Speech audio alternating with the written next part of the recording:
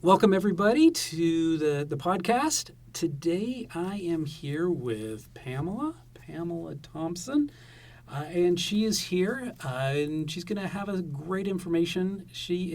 What are you, Pamela? I do career coaching and recruiting, and I'm also an author of a picture book called The Horse Who Wanted to Fly, which is about believing in yourself. The Horse That Wanted to Fly. This is the book I have in my hand right now. And guess it is signed by Pamela. She actually signed it. And I got to read this to the grandgirls, and that was a lot of fun. They enjoyed it. They enjoyed the pictures. They enjoyed the sound effects. They enjoyed pretty much everything about the book. So thank you, Pamela, for allowing me to read it. It was great sound effects that were added. I need to have you do the audio version next time. The audio version? Okay. Yes, with the horse clumping.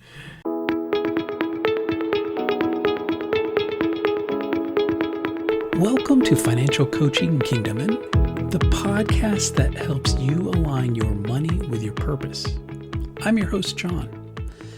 We've all felt the weight of financial stress, the sleepless nights, the silent disagreements with our spouse, the feeling that we've just not in control. But what if there's a better way? What if managing your money was less about math and more about peace of mind? On this podcast, we'll explore a different kind of financial freedom. It's not just about what you earn or what you owe. It's about the emotional clarity that comes from being on the same page with your spouse, the spiritual strength you gain from worshiping God with your finances, and the deep satisfaction of knowing you're building a lasting legacy for your family. Every week, we'll cut through the noise to bring you simple, powerful truths that will help you move from financial chaos to confidence. If you're ready to find clarity, grow in unity, and live with purpose, you're in the right place. Let's get started. One of the things that Pamela is great about is she is a strong proponent for books, about the written word. She wants the sacrecy, I guess. I don't know if that's the right word for it, but she likes to have books that are available to people to be able to read. And we are in a library. Ironically, there's not many books in this library. But there's lots of great equipment here. There is a lot of Unbound in Meridian. Unbound in Meridian, yeah. And this is a lot of great equipment in here. There's not a lot of books, but you can check out books, have them delivered and picked up. One of the things that Pamela and we do Toastmasters together. And she's done some speeches, and other people have done speeches, and some of them have been pro-libraries and against libraries. And what was your proponent or your side of that? I am pro-libraries, and I'm against book banning of any kind. I believe that people should have access to information. My mother, who was a librarian, wanted to have a 24/7 library where everybody could have equal access, and that's what we have with the internet now. So her dream came true. It came true with the internet, and everybody's got access to that now. Have you seen the little libraries that people have on the side of the road? Yes, I love those. You love those? Do you ever put books in there? I have a book in my car that I'm going to be putting into one of those little libraries. That's awesome. So, Pamela, you're a career coach. What does that mean? It means I help people strategize their careers if they're running into issues with either coworkers, a boss, or if they want to change a career or level up in their career. I help them figure out a plan and actions to take. And I also work a lot with artists and writers, and I will look at their portfolios and figure out which are their strongest pieces and help them to prepare for their interviews, prepare their whole marketing packages. When you are applying for a job, you are packaging yourself. And a lot of people don't understand that, but you are a product that the company needs, and you need to make sure that your package is as professional as possible and easy to understand. So I should think of myself as a package. Yes. Or as a product. Right. You have skills, including your podcasting skills, your wonderful voice. All of those things are unique to you. And the more unique skills that you have, the harder that they are to obtain, the higher the price for those skills if they're in great demand. It's a supply and demand situation, right? Just like regular economics. So if there's a lot of people who do what you do, your price is going to be lower. But if there are fewer people that do what you do, let's say that you're a neurosurgeon and there are only 2 neurosurgeons in all of Idaho, your price is going to be probably pretty high. Okay. And do you work one-on-one with people? How would somebody get to know you or get to work with you? Yes, I work one-on-one, and I have a website that they can find me. I finally have a website. My daughter made it for me. It's pamrecruit.com, and they can find me there. And what was that? It was Pam, P-A-M... RECRUIT.com. Okay, and they're able to connect with you there. They're able to Are they able to schedule an appointment with you, or how does that work? They can fill out an informational form, and I will get an email, and then we can schedule from there. That sounds great. So, Pam, there's times where the way that we get to provide for our family changes. Sometimes we make that decision, and sometimes other people make that decision for us. Talking about getting laid off or talking about changing positions or changing jobs or getting headhunted or anything like that, what is your experience with that? I have a lot of different experiences. I have been a headhunter. I have also been laid off. I've been fired. One of the reasons I now do career coaching and recruiting was the last job that I had. I learned about recruiting. I used to just do it for friends and call people up and say, oh, I saw the perfect job for you. And I didn't realize that there was actually a job that paid people to do that. And some of my clients have been large companies. I recruited for Disney feature animation in the past and lots of design companies and other animation and visual effects houses and game companies. And one of the things that people don't understand about that is when you're recruiting, the company is having a hard time finding somebody to fill that role. And so they hire recruiters to track people down and maybe lure them from the places that they currently are at. So after The Lion King was made in 1998, there was a huge influx of big animation studios. DreamWorks started up, and so you've worked a lot of Disney or big production type stuff. Yes. Oh wow. And then they, so when DreamWorks started up, they would call people and ask them what they were making, and then they said, put a 1 in front of it and come and work for us. So that made things a little bit crazy at that time. Wow. And so that was one of the reasons why I was recruiting for Disney during that time period, working on Mulan and other productions for them and other companies like Digital Domain and places like that. So you were looking to find the people to fill those positions. Right. Okay. Yep. It's a part of the HR, and lots of companies have recruiters that work in-house, and I was a freelance recruiter. Okay. So that was, you're working on the employer side, bringing Yes. people in. Okay. Do you work on the other side? I have not been an agent, which would be sort of the other side, but I am a career coach, so I help people to package themselves to, in that sense, to work on the other side. Okay. Yeah. And what is that? And when somebody comes to you and is wanting help with finding a new job or finding a new career or however we want to say that, what do you normally see? What is your process, or how have you seen and helped people? Well, first, if they have an idea of what kind of work they want to do, then we work on making sure that they're presenting that. It's sort of a branding when you have to present a message that's consistent so the employer knows exactly what it is that you're offering them. And so I help with that.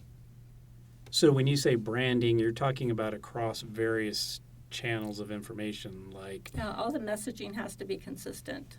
Like your cover letter and your resume, if you have any marketing materials other than that, you need to be very consistent in what you're showing to somebody. There's lots of information in the news right now about layoffs. I know I've been laid off from positions at various times in my life, and God has provided in various ways after that. And I know you've been laid off, and you work with people who are laid off. And what are some of the struggles that people have? I think the main struggle when you first get laid off is you're wondering if you have any value. And the thing is, the truth is that you do. And being laid off is not a horrible thing. Sometimes it opens new doors and opportunities. In fact, the last time I was laid off was from a video game company, and I had just found out about recruiting at that video game company and went into recruiting after that. And then I went into career coaching, which I do now. And none of that would have happened if I hadn't been laid off. The very point that you're even hearing my voice on the podcast is because I got laid off not too long ago, and it gave me enough time to use to develop new skills. Yes. Often we have to take a moment. Do not panic when you get laid off. Hopefully you have some savings, and take some time to assess your skills, assess where you want to go next. You have great value because you were employed before and you now have experience. And figure out where it is that you would like to work. Be strategic. Figure out there's a target that you want to get to, and use your network to get to that target. Network. Ask people. What do you mean by network? What should we be doing there? Like a friend or a friend of a friend. There's also networking online, like LinkedIn is really super powerful if you use it well. Connect with people who work at the company where you want to work. Ask them what it's like to work there. Establish relationships. Have a discussion. What do you think that the company could really use at this point in time? You have inside information direct from the source that way. A lot of people need to do the research in order to get the right job for themselves, and they don't spend enough time doing that. You developed your podcasting skills, and you developed a whole thing after you were laid off. People don't spend time doing that. Often they just jump in and start applying, and they don't even know whether or not the company would be good for them. You need to do research on the company and find out, is that a good fit? They're looking at that themselves when they get your application, and they're thinking, are you a good fit for us? And that's one of the questions that they're really asking when they do all those interviews is, are you fitting in? That's really key. And another thing about networking, a lot of times, like Pam and I know each other because of Toastmasters. Right. And that is it. Do people do it for networking? Yes. Does it have to be for networking? No. It could be just getting better at speaking. Those type of environments allow for relationships to be built. Those type of environments allow for somebody to get to know you beyond, here's my resume, and not to necessarily to say that people are being hired from Toastmasters, but that's the idea of, like, when we're talking about networking, looking at those different areas that are there, maybe church, maybe what are some of those things? Yeah, it's any kinds of things. Your kids' sporting events, anywhere where you are interacting with somebody else, you are developing a relationship, and networking is all about making friends for the long haul. That's it. Mutually beneficial relationships. And how can I help my friend? That's what networking really is. And you need to put in a bit of effort to find out how can I be of most help to that other person. And if it's helping that other person's uncle fill a position at a company, you happen to know a person who would be great for that you might know through your church, or you might know through a class that you've taken, or other opportunities in the community. Like volunteering is a fantastic way to get jobs also. You might volunteer and not even think about what this might lead to, but so often people see you in action. That's what you want to do, is you want to show someone what kind of behaviors, what kind of action, what kind of achievements can you do. What type of heart you have, yes. Where you're doing. What kind of work ethic do you have? What kind of person are you? And they learn that by interacting with you in these other situations, whatever it is. All right, so we've networked. We have the people, we know the companies that we want to work for. We've talked to people. What's the next steps? I guess, would that be resumes? Would that be, what does that look like? Well, you really need to figure out, what skills does that company need? If you are a veterinarian, for example, and this company has dogs or cats or does some kind of pet-related things, horses, whatever it might be, and you can give your services. Maybe it's a zoo. Those places might need a veterinarian. A place that does not need a veterinarian might be a trucking firm that doesn't deal with animals at all. So you need to figure out where your skills might fit. So I can't work anywhere and everywhere. Is that what you're telling me? Yeah, so you have to customize yourself and your resume and your cover letter to the companies that can use you best. And the companies that need you most are the ones that are going to pay you the most. So if you have specialized skills, let's say you know Mandarin Chinese, and this company is opening a branch in where they speak Mandarin Chinese, you have an advantage there.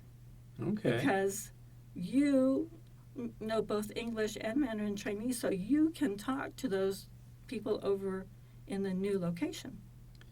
Just so you know, I do not know Mandarin Chinese. Even though it looks like she's pointing to me, that is not true. I just want that noted.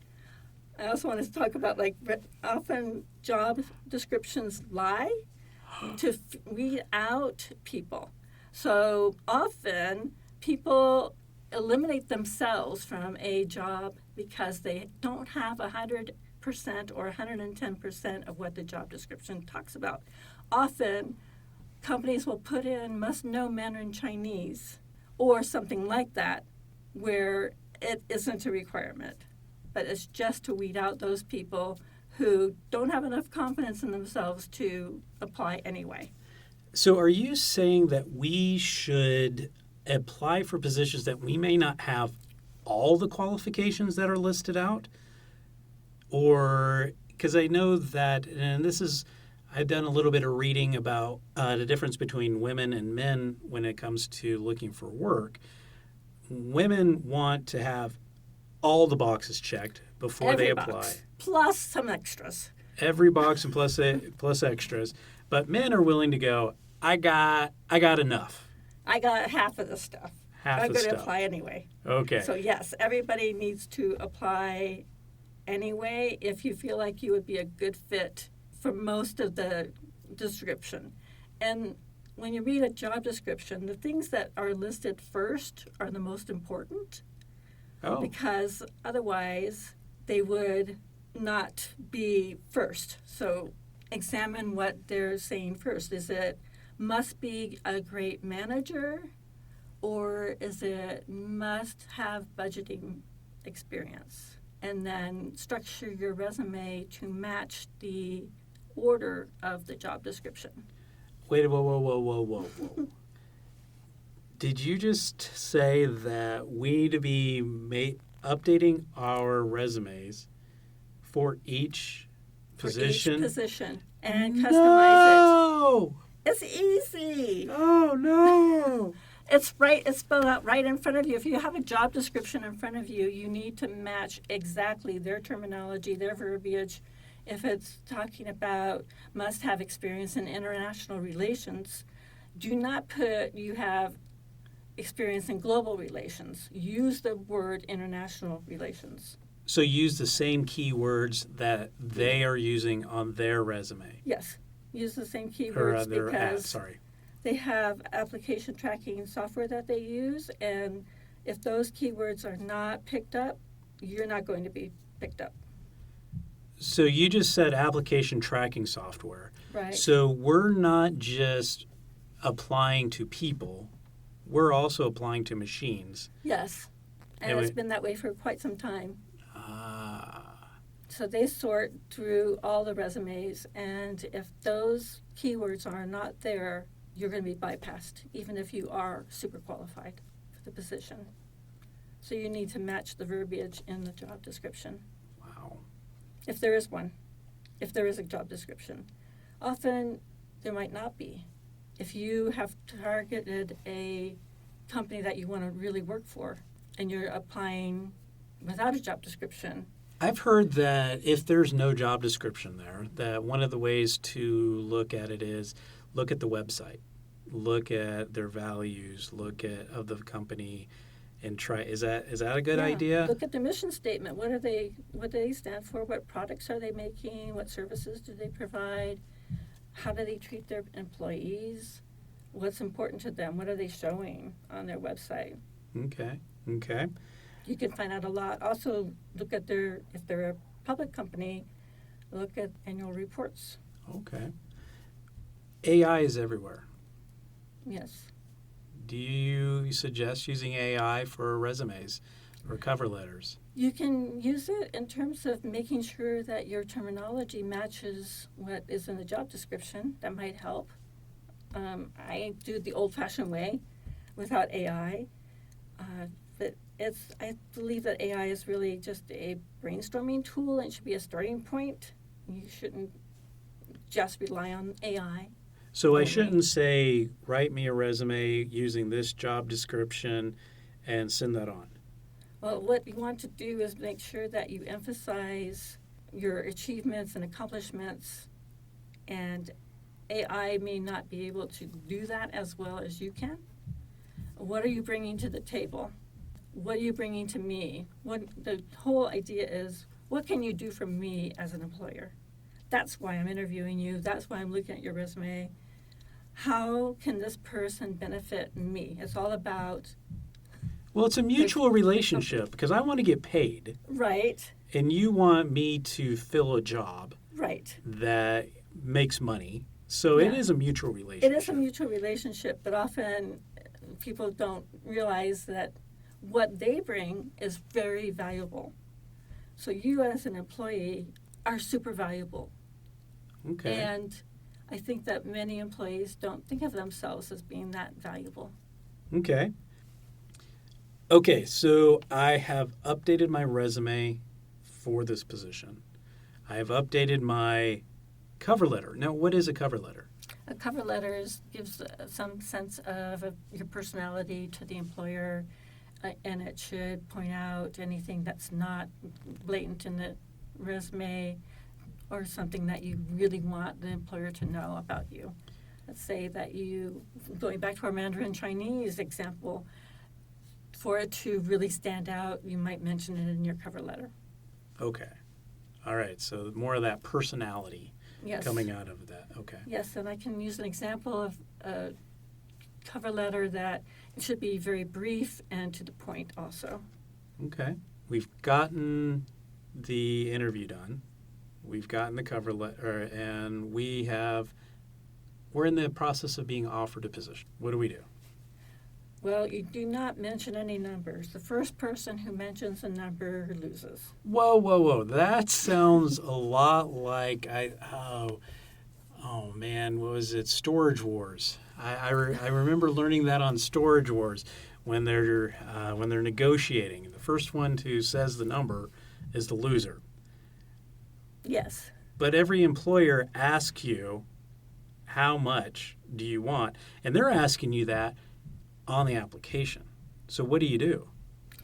What you can do is you can say market rate, and you should know your value. You should know what you're worth. You need to do your research and know, with your experience and the location where you are, what are people paying for your skill set. And you need to have that information updated on a regular basis. My last job I ever had, my boss came in and said to me that I should always be knowing what my value is, and even interviewing, even if I'm not really looking for a position, so that I would know what my value was. Okay. That takes us to some different areas, like how do you find that out? Well, there's lots of resources. If you do just a simple salary search on Google. Okay. So if I was looking to be a podcast editor, and so I would just put that into Google and say salaries of podcast editors, right? Yeah, okay. And it might vary depending upon what part of the country you're in. In New York, hopefully they're paying podcast editors. New York City, they pay podcast editors a lot more than they might do in Boise, for example, because the cost of living is much higher in New York. Okay.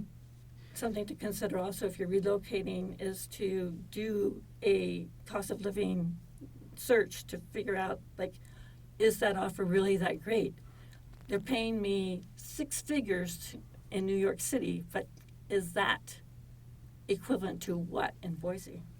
Right.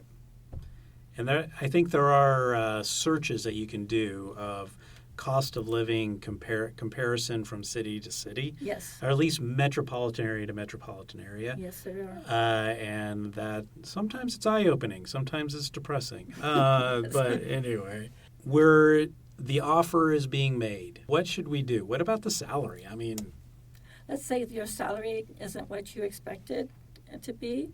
You can put in, everything is negotiable, by the way. You can put in other perks that might be valuable. Don't forget that all of the benefit packages that different companies offer, that's worth a lot. So a company that doesn't offer health insurance, right, compared to a company who does offer health insurance, that's something that we need to be taking into account. If you don't have health insurance in any other way, you're going to have to pay for it yourself. And if you are looking into the cost of health insurance, it can be pretty high. So that might be a very good benefit for you to have health insurance, right, if you're not covered by your spouse or by other means. Right. So it depends on each family, but some people, especially younger people, I want the highest dollar per hour or the highest. But then you have other people who have families. They're going, whoa, I need to look at this total package. And so depending on where you are in your life, it may be different. It may be. And some people, they might negotiate other things. I worked at a video game company where one of our video game artists, who was from Britain, negotiated that the company would pay for his car lease. Whoa. Because he needed a car when he lived in Southern California. Ah, okay. So everything is negotiable. If they want your skills, if you provide a service that they need, that works for the employer, they're willing to compensate for that. Yes, and one of the things that for some people, a title is important. So that's a negotiable item too. And maybe you would be willing to work for less for a bigger title. Okay. Because it shows up differently on your resume. Manager versus specialist versus, that type of thing. Yeah. Okay. Vice president. Vice president.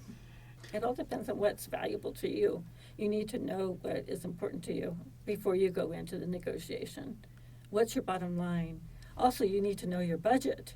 If they're offering you a job that sounds fabulous, but you know that your expenses that cannot be cut are more than $2,000 a month, and they are offering a job that is less than $2,000 a month, do you have savings that you can support yourself to fill that gap?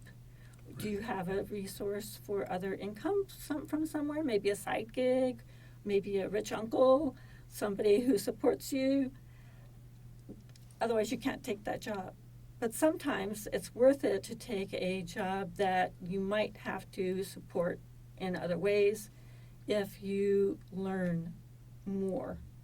Sometimes what you learn is more important than what you earn because of the future that it might give you. To help you develop new skills that you are going to be able to use to do magnificent things. Yes. Okay. And sometimes you also need to sit down with your family if there's an opportunity for you to take a job that you really, really, really want.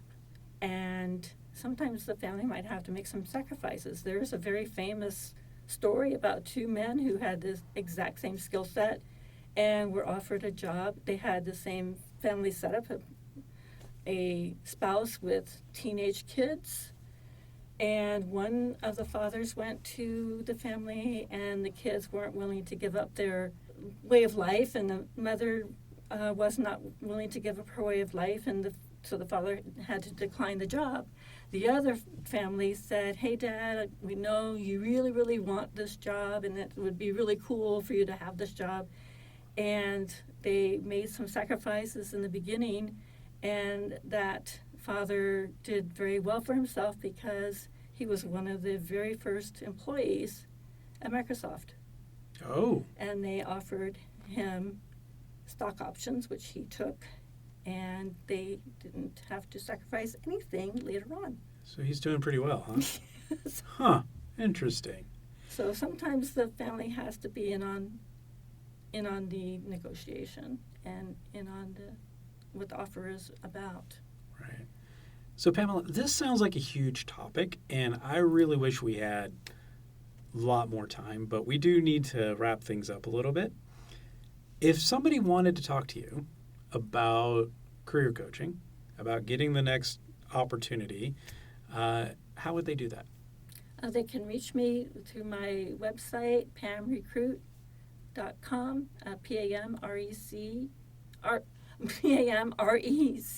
PAMRECRUIT.com, or they can also email me, pamrecruit87@gmail. So that's pamrecruit87@gmail or pamrecruit.com. That's awesome. Yeah. Thank you, Pam, for being here. And if you guys want to have a fun picture book to read, one to the kids, two to yourself, because The Horse Who Wanted to Fly is a great book. There's a lot of research that you did on this. Yes, and it also ties into my career coaching because it's all about believing in yourself. Oh, I get it. And having the confidence to move forward with your dream. And maybe you too can fly. Yes. All right, thank you for being here. Thank you. Thank you for being here with me today. Your support means so much. If you have thoughts on this topic, I'd love to hear them. Leave a comment or a review wherever you listen to podcasts.